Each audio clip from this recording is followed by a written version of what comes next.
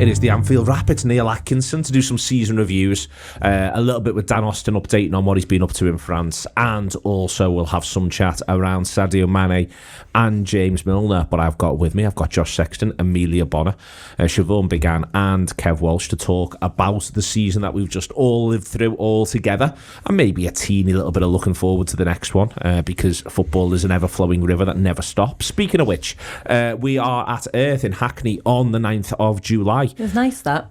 Nice link. Thank you. It was much contemplated this morning in the shower. How are you getting? How are you getting from A to B here? I go, oh yes, that's clever. Was what we went through. So that's how we ended up in this position of. I was thinking about getting in the shower as well. I mean that's also what I'm in it for. So yeah, I will be fully clothed at Hackney, Earth in Hackney on the 9th of July with an Anfield Wrap live show. Do come down, do buy tickets. They are available. Go to theanfieldwrap.com/TAW live. You'll be linked through for that. Really, really looking forward to that, as that will mark in lots of ways the start of the new campaign. But we will look back on the previous one. And Josh, you are first in the chair for a chat on the Anfield Wrap about the season that was 2021-2022. It's your time. You can do whatever you want with it. You can go in any direction you like. Fill your boots. So I basically spent the last 10 minutes before this show prepping, and also was late to the show, so a bit of that time as well, looking back over the season, because to be honest, it still feels a bit like a fever dream. It still feels like I'm not yet at the point where I've settled enough to go back and relive it. I was trying to really avoid any and all football activity off the back of Paris, but then I found myself watching the Wales-Ukraine game this weekend, so I can see the green shoots there already of me slipping back into a football mindset. But it was interesting really looking back over the results of the season, because it looks, for all intents and purposes, like the start of a season, which it should be every Liverpool season, if that makes sense, in terms of, you know, there's big wins there against sort of lesser teams. There's a few results in there which you can look back on and think, oh, maybe that was where it went wrong for Liverpool. That was where it went wrong. But that's obviously the sort of course of a season. I think one of the most interesting things I thought about the first instalment of Liverpool season, if you will, there was drop points at very strange times. It was generally before international breaks and then going into December. But there's a few games in there building up to international breaks where Liverpool are looking at building ahead of momentum, looking at building ahead of steam, and they just seem to drop points at the sort of wrong time. So there's the Chelsea at home game at the end of August before the first international break.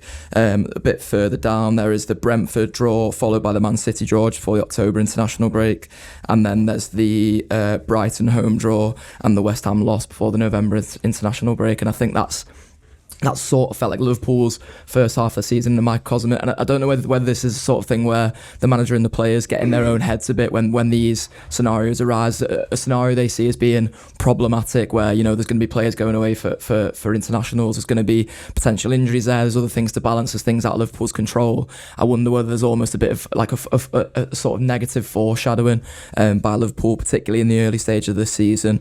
But then December is a really, really strange time, because December is, or the winter in general, I should say, is a time where Liverpool's league season and title challenge simultaneously looks like it's completely failed, but then Liverpool's domestic cup challenges sort of pick up a bit of momentum. And I say momentum, that there's the win at home to Shrewsbury, which is of course the start of their FA Cup campaign, but there's the Leicester League Cup game, which sort of feels like it rescued Winter at the time, because, you know, Liverpool go on to lose to Leicester in the league the following game. They've dropped enough points by then, and Manchester City have picked up enough for you to think that the league title challenge is sort of all but over, particularly heading into January. But then you look at December in isolation in particular, and you look at that Leicester result in the League Cup, and it feels like there's really something there. And it got me thinking about that when you know, Mane and Salah eventually go away for AFCON, Keita goes away for AFCON as well, and how we all thought that would be the point where Liverpool's season would sort of derail. But the one result I feel like that galvanised that winter period before the lads went away to AFCON was the game where he made a load of changes. And I just wonder whether there's something in that, in terms of the amount of changes he made, and the fact that we had to make change when the lads went away to AFCON. If that didn't happen, is there a chance that Liverpool's season looks completely different? is there a chance that, Mane and Salah not going away means that Liverpool are still throwing in some of those bad results, particularly before international breaks and that sort of thing. But the fact that they have to, bring Diogo Jota has to step up and score all the goals he does. They have to bring Oxlade-Chamberlain in. Fabinho steps up and scores a few goals. I just wonder whether that gives Liverpool a bit of freshness of mind almost, and puts a bit more in the legs going into the sort of spring run, because the spring run from there is absolutely unbelievable. And I've seen a few people sort of talking about that spring run and how that makes Liverpool the best team in the world, and I'm fully on board with that, because honestly, like the way we were going in the domestic cups from about January, there is 2 games a week, and they're just all cup finals. I was looking back at all the results. I just remember thinking, oh, that was a big game. Well, that was a big game as well. That was a huge game. That was a massive game. What a big win that was. And just over and over again, all the way through from January till May, and that's where it sort of leaves you. And then the last week of the season feels almost like its own chapter now, doesn't it? Because you have going into that game at home to Wolves. I was not expecting anything from Aston Villa. I kept saying this throughout the sort of back end of the season, that I wasn't expecting Manchester City to drop any points, but you lived in hope, and I can't believe how much hope we were given on that last day at Anfield. There's more hope than I know what to do with. My poor heart couldn't handle the amount of hope that we've been given, but it led into expectation, didn't it? Because as soon as Aston Villa go 2 goals up, you're all of a sudden expecting that there's something there for Liverpool. Liverpool just needed to get the goal and put the scoreboard pressure on. They didn't, and then there's the events of Paris, which I feel like are obviously completely sort of what happened off the pitch completely overshadows the football in the end. But it leads to this season where we had this brilliant challenge on all 4 fronts. We had so many different sort of chapters to it, and so many different things sort of happening from January onwards, that it feels like it petered out to an extent, which is a shame, because the football deserved it to keep going with the sort of crescendo that it had been going with since January. But then we get our parade at the end, and that sort of rescues things for me. But I'm ready to switch back off from the football now. Just on everything that you've sort of gone through there, you say about the international breaks, the end of the run. Sorry, you say about sort of up to an international break. I wonder if it's almost like the end of a run. Do you know what I mean? Like, because that tends to be like game 7. You played, you've gone through 6 tough games, and then there's the 7th game that just sort of hangs over you. And I wonder if that's part of the fact of that Brighton game as well. The idea if it was just always, and there's one more game. Yeah, and I think there's obviously the sort of impending break that is to come, and I think one of the things I always sort of like think about when I'm looking back at those poor results in particular was just how tired Liverpool looked in for the most part of them. Like that Brighton game in particular, Liverpool started so well, but then towards the end of the game I was genuinely thinking there's only one winner here, and it's probably Brighton, because Liverpool had fallen off, their legs had fallen off to that much of an extent, and I do wonder whether there's something in that, what you're saying there, Neil, of just it being a run of games that are so tough, and then you get to that one where it's like, our break is coming, and you're almost aware that your break is coming, and then that's when the legs fall off, and I wonder whether 5 subs will impact that next season as well. I wonder whether, where you get those games for the international break, you'll just see more changes from the start from the manager, and then he'll be able to do more off the bench. But obviously that wasn't the case this season, and that is where you saw quite a lot of drop points. Okay. Anything else from anyone? It's been covered it all well done. You can all go home now.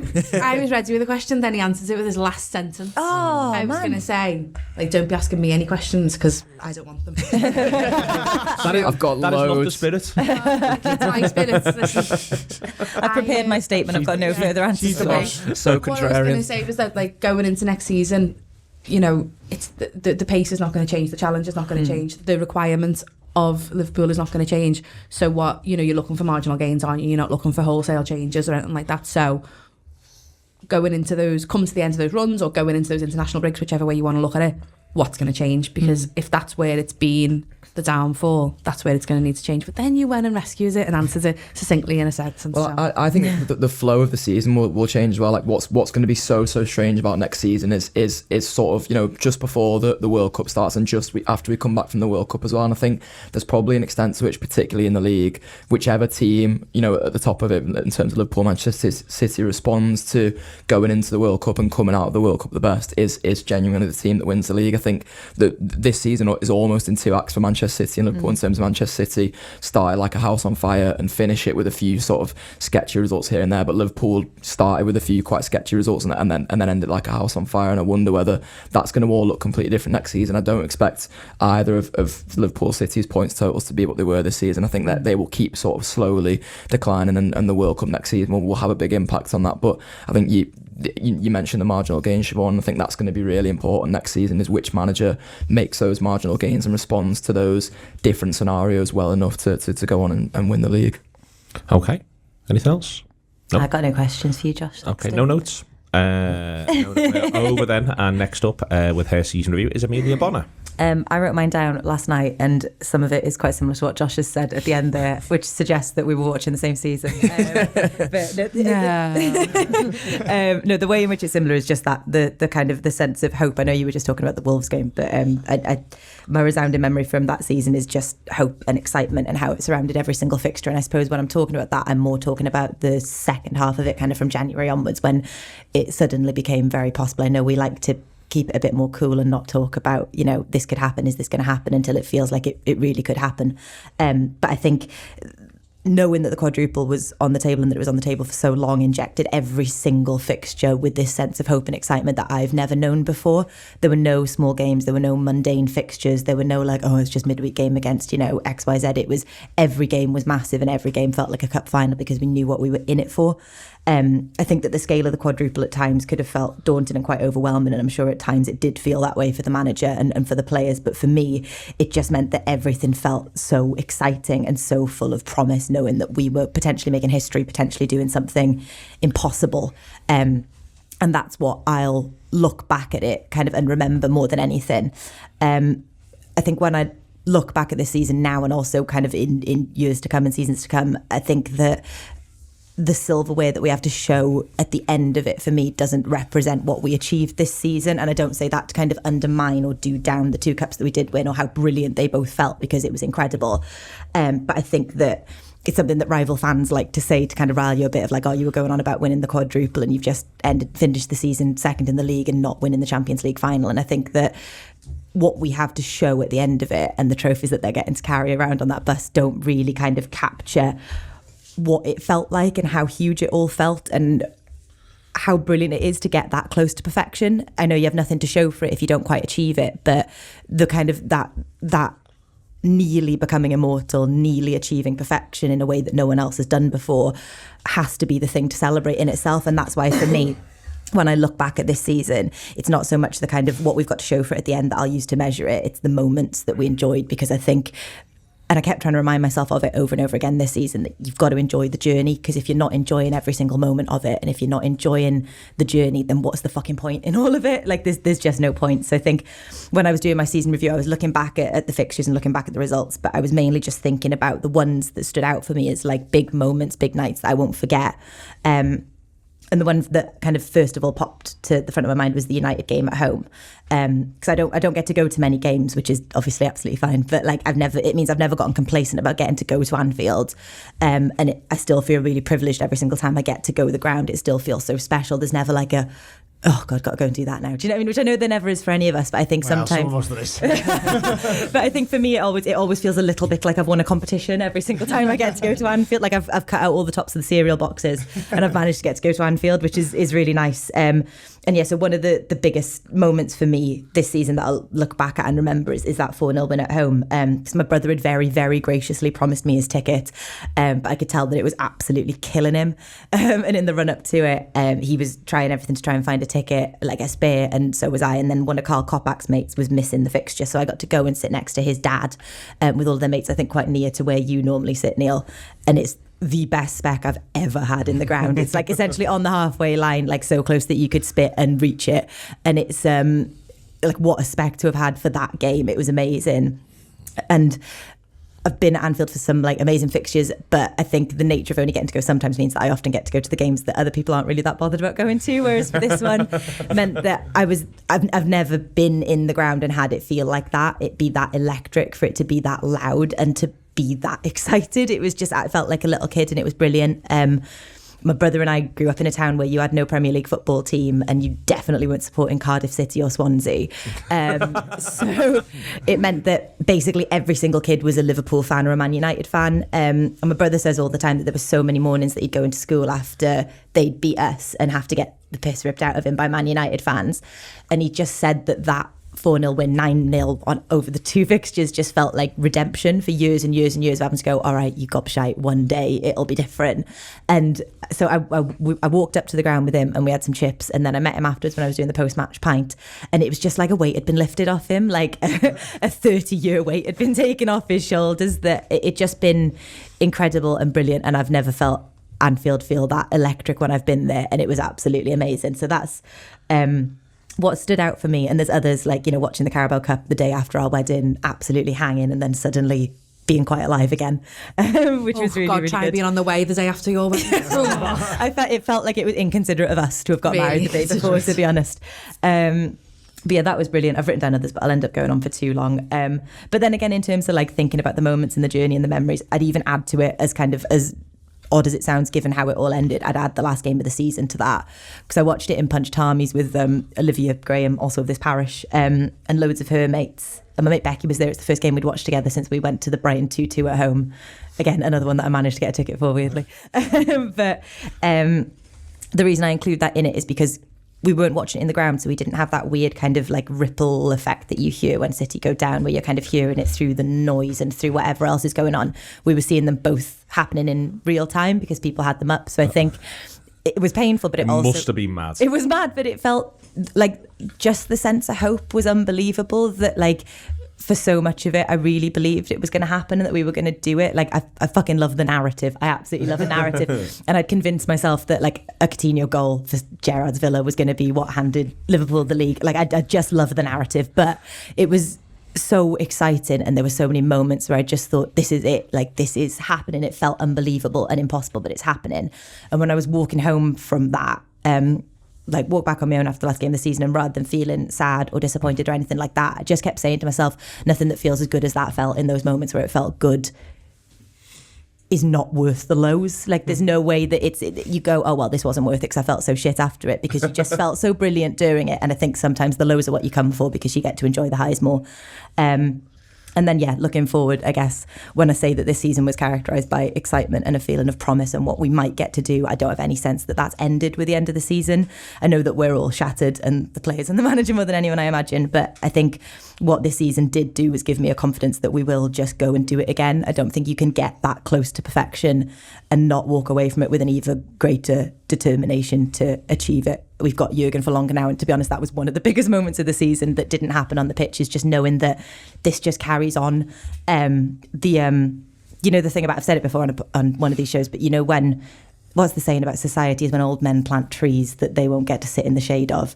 But Jurgen's a fella that's just gone, fuck that, I'm sitting in the shade of the tree. I am sitting in the shade of that tree, and I'm going to really enjoy it. So I think that basically, when I look back at the season, I'm going to remember just being dead excited. And I'm just still really excited for what's going to come next. Excellent. Any questions? I think like one of the things that stood out for me there, Emilia, is you talking about like the journey week to week. Because I sort of wonder whether like one of the things that stood out to me is how like sad all the players were after the Champions League final in particular, and like particularly in their like, I mean, you don't know who controls all the social media, but like a lot of their social media posts after the parade was talk about like how sad they were. And like Neil always uses the phrase like in the results business, and I believe, you know, the players are completely in the results business, but I think we as fans, and like the manager in particular, are like more so on another Neil saying that like the journey hunter side. And that's one of the things I think like you felt so much this season, was that, you know, living it week to week just made you like feel like so alive. Like every match was massive, every single game was a cup final. And even like you mentioned about like the midweek ones where you thought like usually you could rub it off, like Southampton away, like right towards the back in the season, almost felt like that. Like I remember talking on Anfield Wrap shows and sort of feeling like it was a free hit, and then suddenly Liverpool just find this way to make it feel like the biggest game that's ever happened in existence. And I think Jurgen was sort of saying that throughout the whole season, is how important the journey was. And I wonder whether, you know, particularly with the way next season could go, since you mentioned about building the foundation, I wonder whether we can maintain like enough of that next season, like as fans and as the manager, to keep going week to week and be like, this is the best thing that's ever happened. Yeah, because like it is knackering, that's the thing. And I think like part of that, when you say about them all looking dead sad after it, there's got to be a level of like, they've pushed themselves beyond what you'd normally be expected to push yourself to do, and then they've not got the results from it at the end of it. And like Jurgen talks loads about in the cups, I like that he was talking a lot more about like the journey and the moments and like getting to give us moments, which are really important. But obviously all the players are kind of sportsmen first and Liverpool players second, and what they want is results to show for it, and they want their name on the big shiny thing, and they want to be able to kind of look back at their career with those achievements. And I guess they are all exhausted, and I don't know how I see the World Cup affecting all of this, because I think it depends. Like Salah not going is absolutely massive, and getting to have a rest is absolutely massive. As well, no? Yeah, because I think like obviously they're both still absolutely incredible and two of the best players in the world, but I think especially Champions League final and the last games of the season, Robbo looks tired. Yeah. And there's kind of just like those really fine margins where like you can't really fault him on much, but you know that you normally would have more to give to go above and beyond. He's doing exactly what you'd expect of him, but he's not creating that kind of like extra brilliance that you'd maybe see when he's got a bit more in the tank. Salah, obviously, he's not the Salah that we've necessarily seen towards the tail end of the season. So I think them both getting a rest is massive.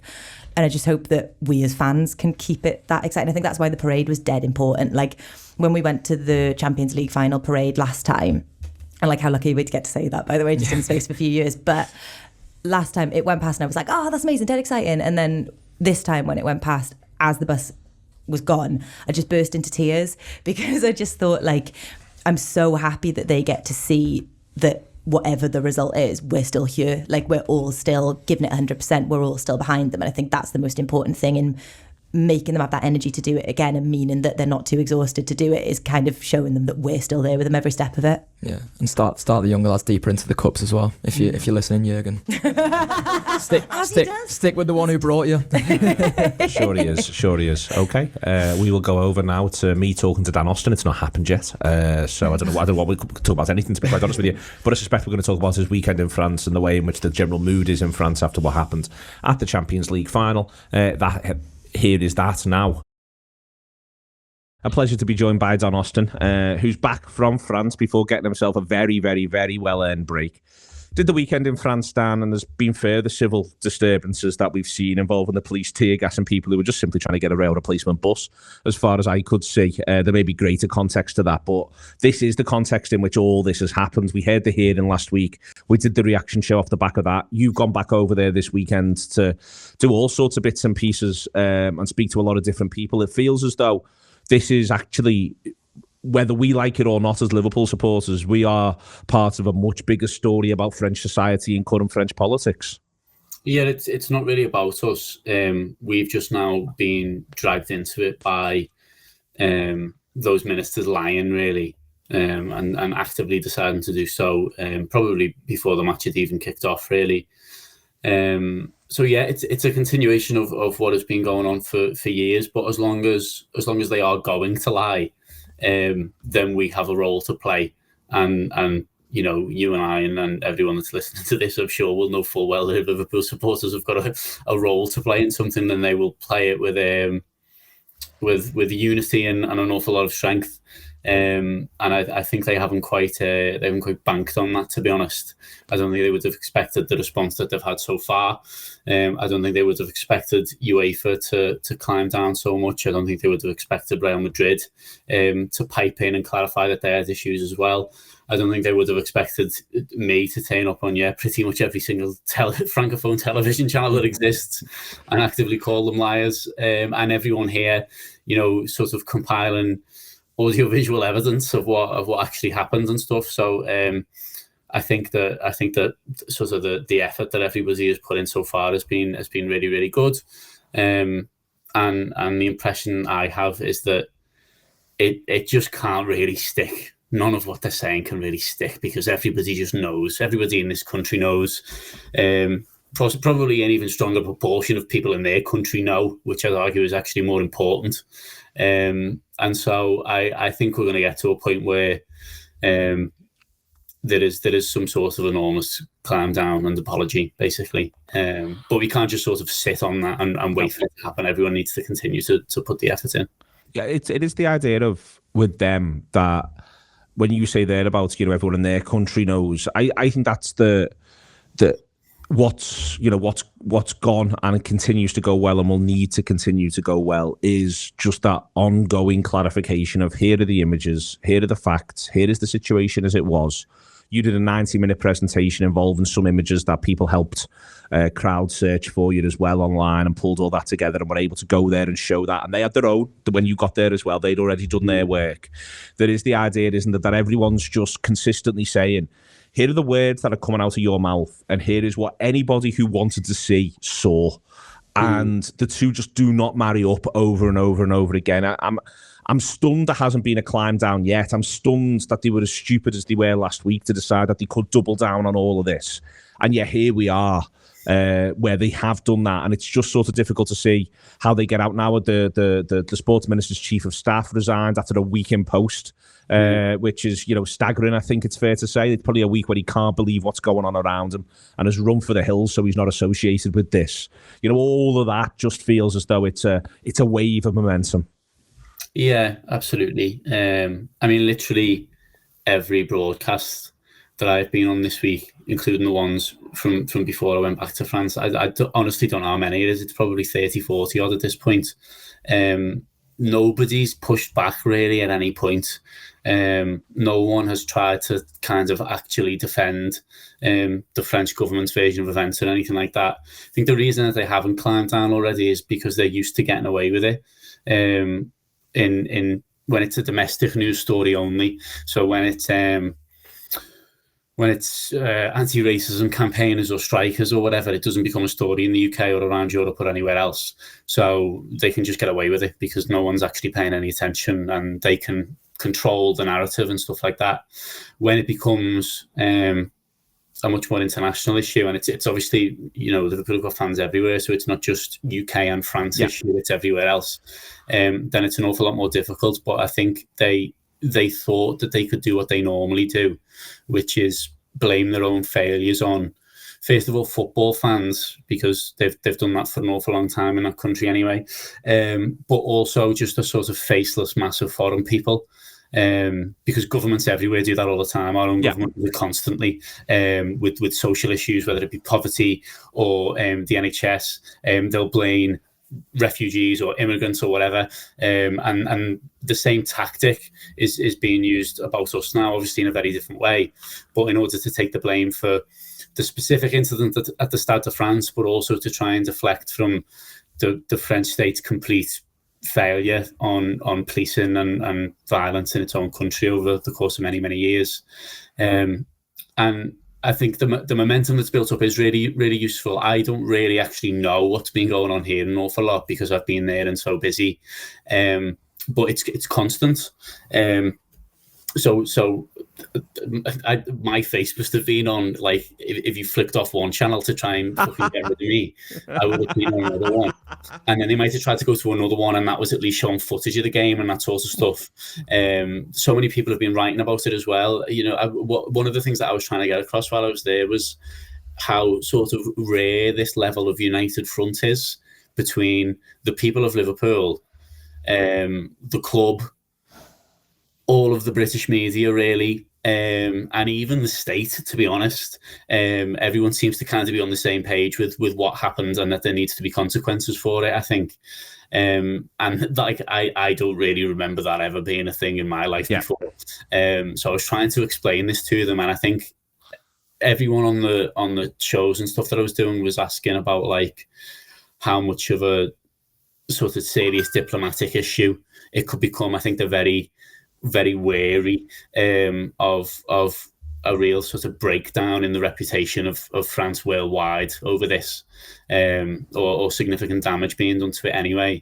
It's obviously hard to, like, make a prediction about what will happen to who, come the end of everything, because they've got their own investigation, then there's UEFA investigation, and there'll be loads of other stuff that just goes on in the interim.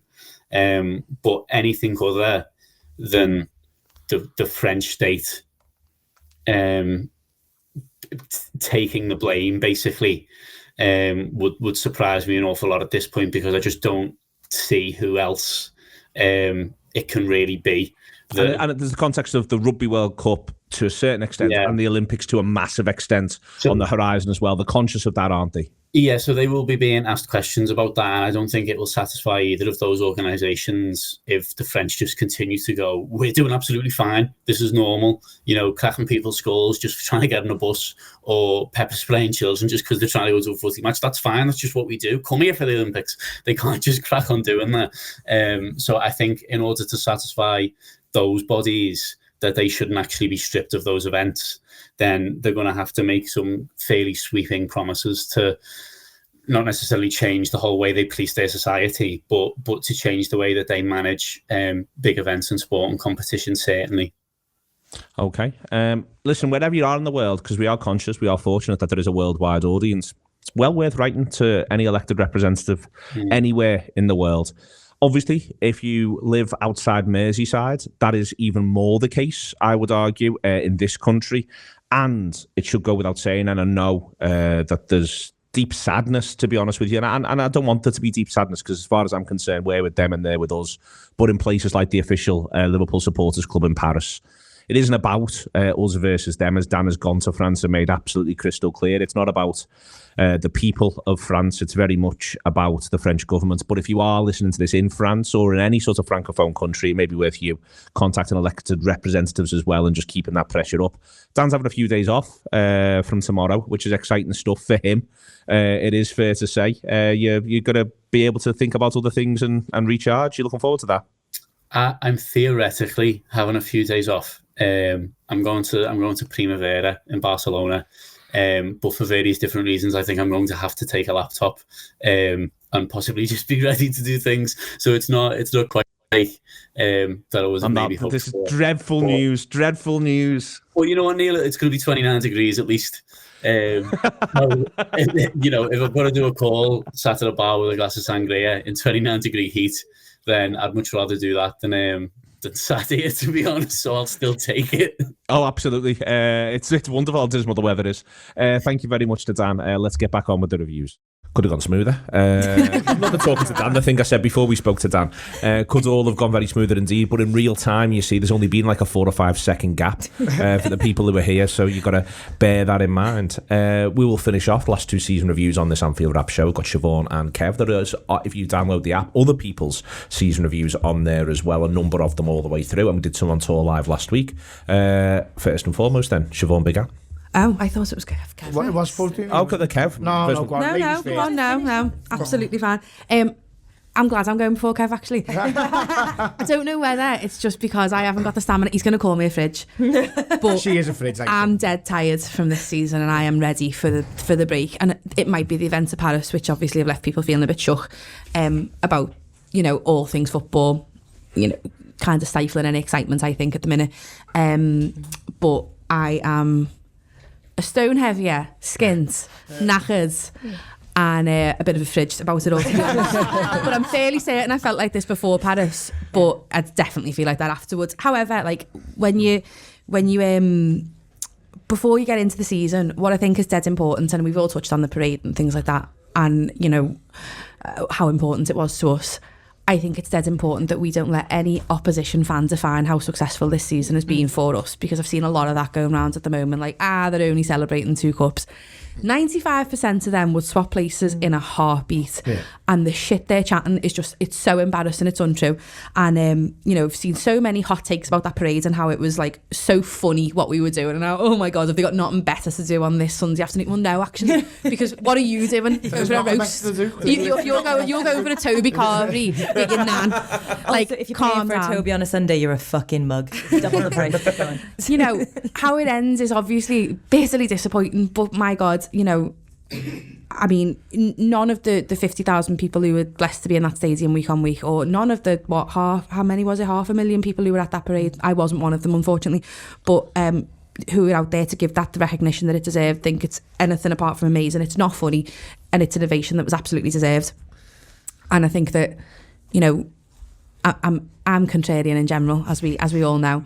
However, what I won't be told, and I certainly won't be told how to celebrate a season or how to define a season or how to think about a season afterwards. Certainly not by someone whose season has been an absolute disaster from start to finish. I'm looking at you, Man United fans. Dad. Oh no, yeah, Dad. Going back to the beginning, I think like what was a relief and what became clear quite quickly is that the hangover from the previous season was lifted. And you know, I don't know how many times we were told, oh, you know, don't expect the same Verge to come back and blah, blah, blah. And that was all fairly reasonable at the time, but we were all made a mug of for believing that fairly quickly, weren't we? I think the 1-1 Chelsea game came a bit too early. You can't be having that big game that early in that season for it to... I remember someone throwing me over the shoulder and taggies. I'm not naming any names. Can't think of that. May or may not. Kev flashed my knickers to Archibald 4, that's all I'm saying. Oh, she does that anyway. You know, it was frustrating, but I think like in the kind of pathos of that early season, I think it just came a little bit too soon. What I don't think anyone's referenced yet is the European group stages start around this time as well, and the madness of that start and sets the tone for the entire campaign. That 3-2 against Milan was the maddest hour and a half of my life. Like, it was just like, you had no idea what was going to happen, but then at the end of it you went, oh right, Liverpool are getting to the very end of this competition, there's no doubt about it. And to go through that whole campaign, what is it, the only English team to ever to win all your group games? Group of death as well. Group of death, yeah, group of death, me whole. But you know, that was so, you know, so clear how that was gonna go. And anyone can talk about the easy run to the final. That group, everyone was made up. Liverpool got that group. Obviously, we've all touched on like Mo's levels at the beginning of that season and how amazing they were. They were off the scale. Like, he was playing football on a different planet. You know, we spoke about the Watford game, the City game. The fact that they come in such quick succession, and the audacity of our end at Old Trafford to be able to sing Salah scored 10 in a row.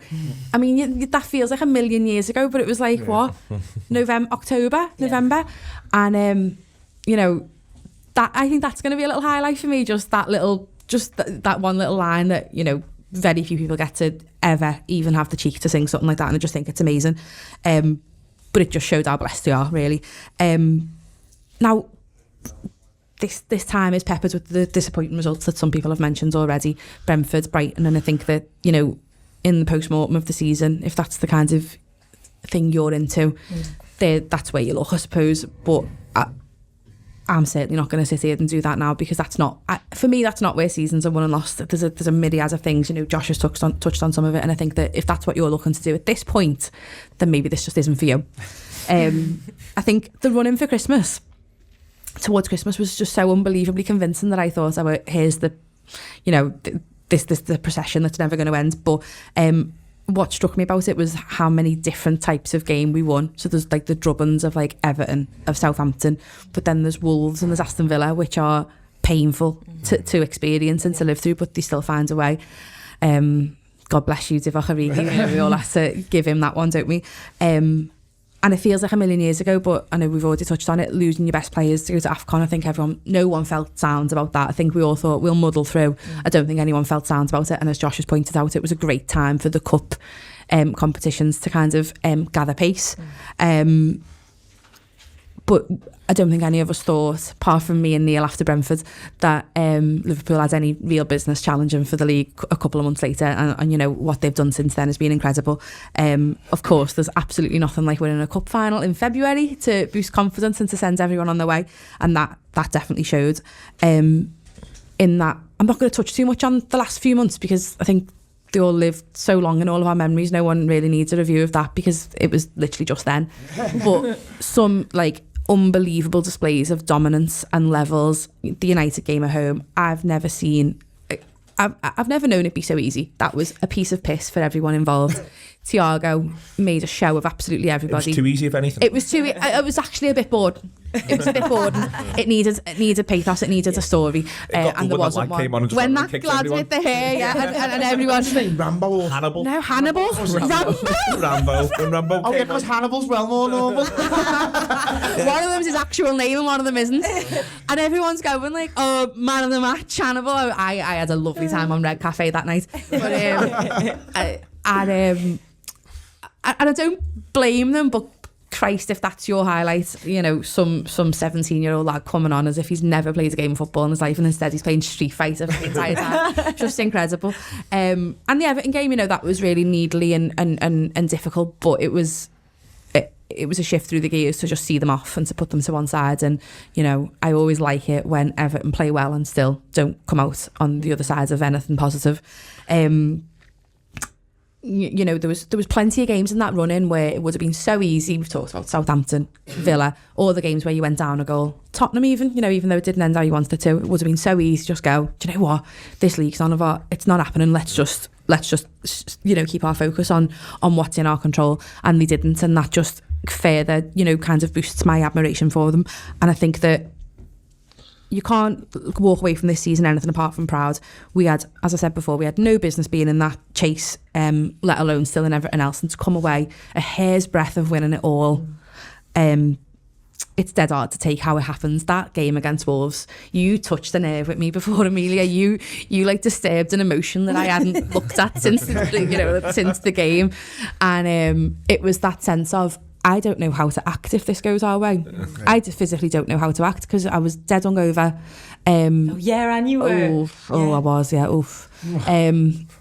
And it was like we'd all just mentally prepared for it to just, if Man City just done the decent thing and gone 2-0 up in 10 minutes, it would have been a lovely Paris party, wouldn't it? But it's such a classic. It's not what you said, it's the way you said it. It's the way it all happened. And, you know, I wasn't computed to be human that day. I think I would have just had to go home. I think I would have just had to go home because I wouldn't have known what else to do. And, you know, as it happens, didn't need to worry about that. I went home. But without having to really question anything. And, you know, not going to touch on Paris because as one of the most disappointing things for me is, above all the big picture stuff, which is all really important and is covered by people far cleverer than me, it's the fact that I hate the way we come away not asked about that result. I couldn't give a flying fuck what happened in that game. I'm not bothered we lost. I can't even remember what happened in it. And I hate coming away from it feeling like that because that was the biggest day of all of our lives, and that I really hate feeling that way. And I think that's the thing I'm struggling to shake. But then the parade happens and I wasn't there. I was still travelling back. But I almost prefer watching it like it's a TV programme. Like I didn't witness it. You know, sometimes when you watch a match, you're like, and you watch it back afterwards, it's just, you know what's going to happen. You kind of, there's no intrigue. When I watched that parade back, I loved how it was like the new kids. It was like the year 7s were at the front. Yeah. The blazers were massive. You know, the bags had their names in, all this. And then you've got year 11s at the back who like haven't seen their blazer since year 9. You know, like they're wearing trainees. You know, they're getting away with murder. And it was kind of like they just let the, you know, the Simicasses and the Diaz's of the world enjoy themselves up top, and because they're like, you know, we've done it before and we'll do it again. Yeah. And I think that that's probably what I'm going to try and keep in mind, is that we've done it before and we'll do it again. Okay. Any questions? I thought it was very thorough. That was very thorough. Probably emotional as well. Yeah. Highs and lows. I aim for tears. That's an occupational hazard. I aim for tears. If I'd have been on the ale yesterday, Chloe, are you? Have me goal, mate. Now, what was your game of the season then? We already touched on this at the live show, but Everton at home. It was no great shakes of a performance or anything like that. It was fine. But I was right by their end, and I've never seen more hate. I've never witnessed more hate in my life. Like, it was really distracting. I don't think I watched the game, to be honest. But that purely because of, we've talked about narrative, we talked about storylines. If you had to pick 2 people to score against Everton, tail end of the season, looks like they might go down, looks like we might win the league, as it happens, neither happened. But where we were in that moment, who would you pick? You picked Divock Origi and Andy Robertson, wouldn't you? Because they fucking hate them both. And that's, in summary, that is my game of the season for that reason alone. I've got this strange relationship with Andy Robertson. Well, in my mind, I have. Andy Robertson doesn't feel it's as complex. No, it's good. No, he's not playing ball. No, it's like, I feel like he's my brother, but I'm also in love with him. Yeah. Like, I don't fancy him, I just love him. Do you know what I mean? And I've got this... It's an all-encompassing love. It's so confusing. I'm 33 years old. I should be over this sort of caper by now. But, you know, I think that the fact that people hate him just only fuels that for me more, and long may it continue. If as I said, God bless Divock Origi. If he had to give any parting shot, that was it. But that was why. I think their behaviour around that, like, I know I love saying imagine being us all the time, but like every single time we've had to face Everton this season, I've just thought, fucking imagine being you. Oh. Honestly, what a desperately sad little life. I know. There we are. Some of the behaviour in that end, listen, I'm sure you know better when you go there. I know she's talking about, and she's exactly right. I'm not saying it's not a competition, it's not a race to some sort of moral high ground here, because I know that's just there's no moral high ground in football, as Johnny Milburn always says. It's a feral response to a situation that you're in. But there was a mother and daughter in my eye line. I swear to God, the daughter must have been about maybe 17, the mother 40 or whatever. And oh my God, if my mum was with the behaviour they were learning off each other was just absolutely cruel. That's enough on the Blues. It's enough on the Blues. Sure, on YouTube. I'm worried that you're last now. And I'm worried that this is on YouTube as well. So we'll park the Blues. Go on, Kev. What's your season review? We're not parking the Blues. I'll take you off. Relax. I'll be good. Everyone else has covered the season really well there, I think, and I agree. It's funny, everyone else got like notes and that. Seco didn't see what you're looking through the results, but the two girls have got like pages and pages of notes. And my season reviews changed 3 times as I've been listening. I was thinking, like when you first said that's what we were doing today, I was like, what games was like? I was thinking Brentford and Brighton, and I thought, what the fuck are you talking about? Like who gives a fuck about Brighton at home and Brentford away? Them drop points. Obviously they go on to cost us, but I bumped into you all after Paris, and I picked Harriet up and I said to her, fucking don't worry about that. I said, there's been many seasons and there's been actual decades where we've gone without winning what we won this season, a League Cup and an FA Cup. We went through the 90s from 96 from 95 to 2001, we didn't win anything. Like literally didn't win anything. We'd won 2 this season. So then I was thinking, well, I'm not asked over like where the league was lost, because if you get 92 points, you don't win the league. There's other factors involved, isn't there? So what's the point of worrying about that? So then I started thinking, like, what are the highlights of the season? And one of them, you brought up, Emilia, when Klopp signed his new deal. Because I was convinced that wasn't going to happen. So now you think, no, not only does he love us, which he clearly does anyway, he's obviously thinking, bigger plans are coming here. And our boss has the time been with him already, and he's happy to commit to another however many years that he's going to be here. So you had moments like that. So then I started thinking about the highlights of the season. You're like, Goodison away, unbelievable. That 4-1. I'm sorry, I'm not talking to the mic. The 4-1, Hendo walking out of that tunnel before the game, and you just knew what was going to happen. We knew, they knew, the fucking world knew, mate. They were getting it that night, and it was made up when he scored as well. So we had that. And then you go through the highlights of the season, there's millions of them. But then you get to the end and you're a bit like, I'm like Josh, like I haven't engaged with football basically since Paris. No, to be honest, I didn't have that bad of a time. Like a few problems with the police and not getting in, but not as to any sort of extent like anybody else.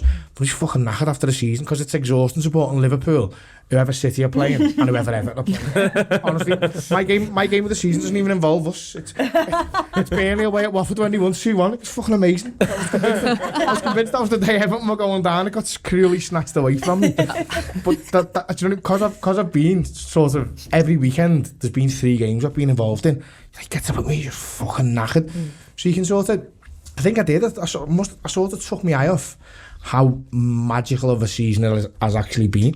So you think about like the League Cup final, how class was it that Kelleher scores the winning penalty in the League Cup final after every other player on the pitch is taking one, and he just goes and slams his in, and then they missed theirs. How boss was that? That end was unbelievable.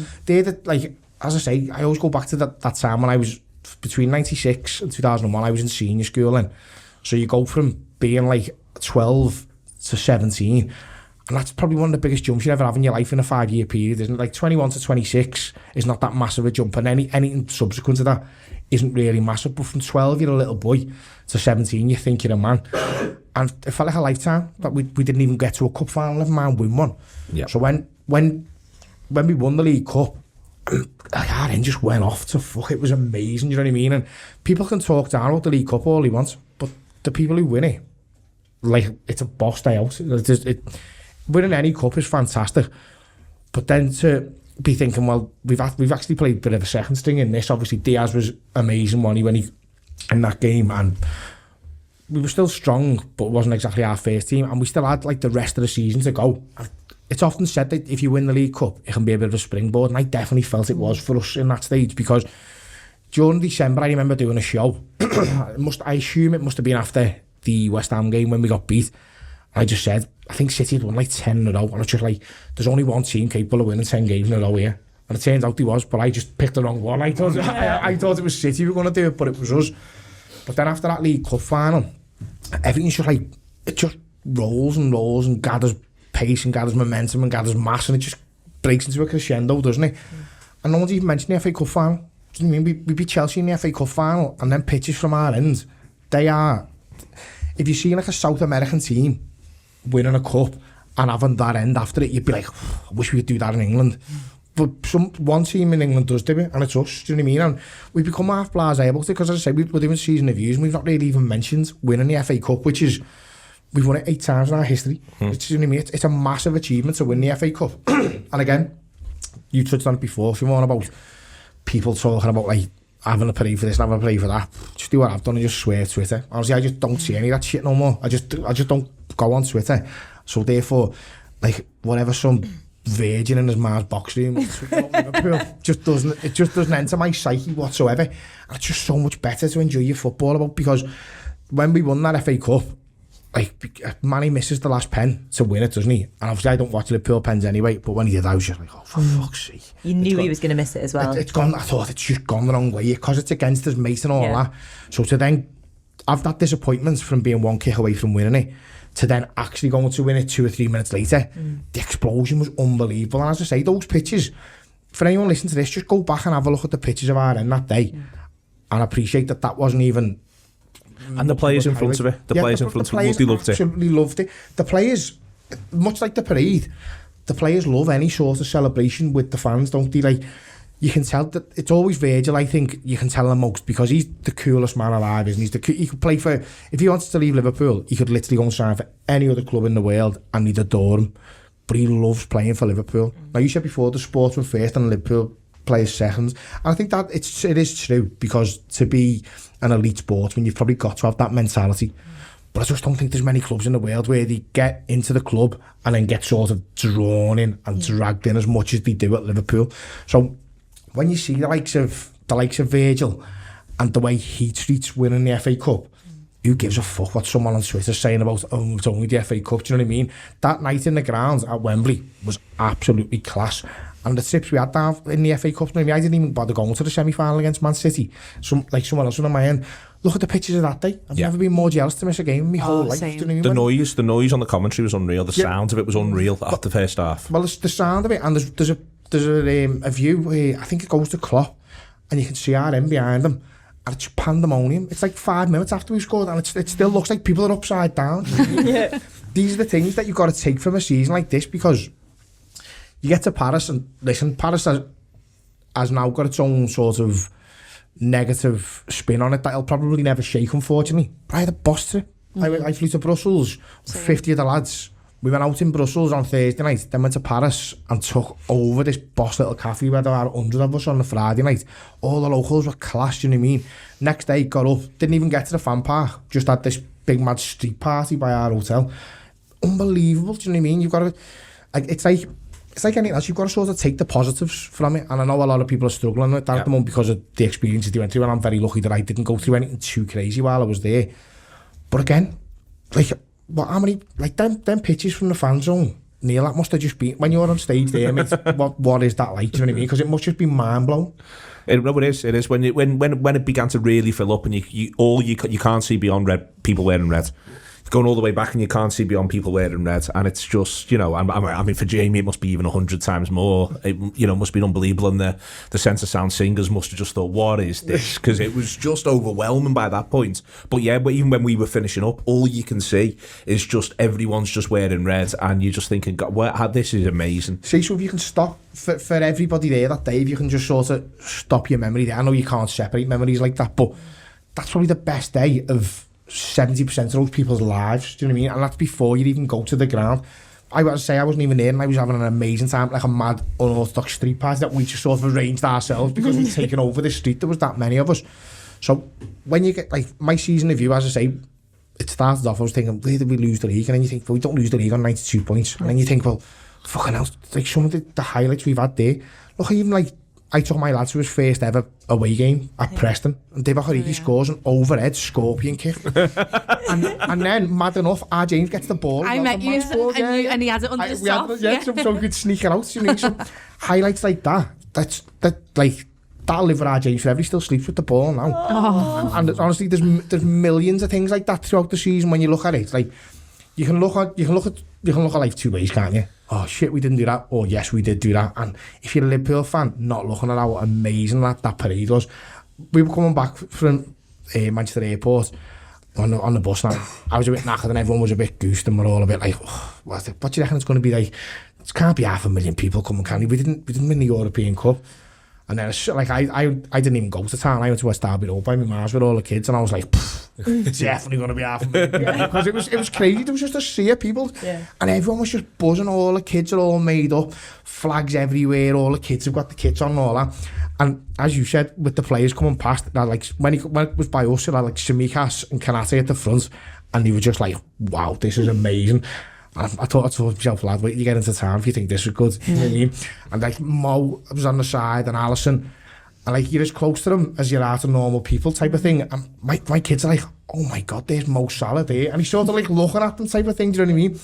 So a season where you get all of that, and all that joy, you just can't beat it. And the good thing is, next season, because of how well we finished this season, I feel like it's just going to be another roll into that, where it's another special season on the way, I think. Another special season on the way. Brilliant stuff. All 4 reviews, absolutely tremendous. We're going to just do 5 minutes, no more than that, on the idea of doing next season quite possibly without Sadio Mane. Josh offered in from Bayern Munich.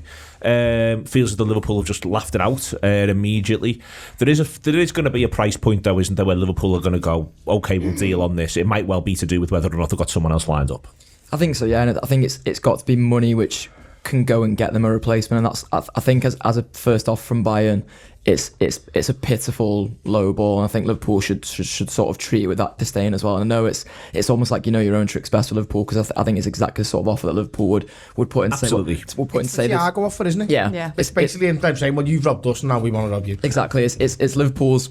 It would be Liverpool's way of sort of saying, like, this is what we value the player at, and we're going to be the ones who sort of decide what the price tag is here. But I think Liverpool should know their own tricks best and treat it with the disdain, as I say, the disdain that it deserves. Because Sadio Mane, you know, he's that goal going off Courtois' back and over the line, and Liverpool going on to win the game away from being the Ballon d'Or winner in my eyes.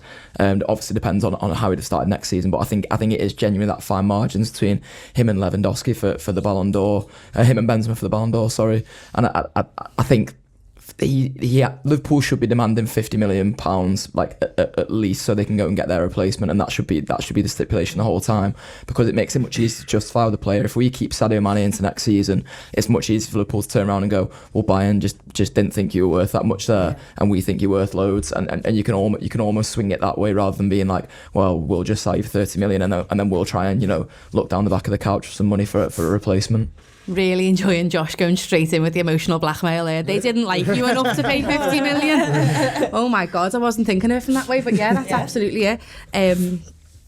We know that Klopp's not really keen to keep lads around who don't want to be there. So if that's the case, with regret, it's like I'm writing my resignation. With regret, you'd have to just kind of, you know, for the right price, kind of sends him off on his with our best wishes. I think we have to remind ourselves that we've most definitely had his best years.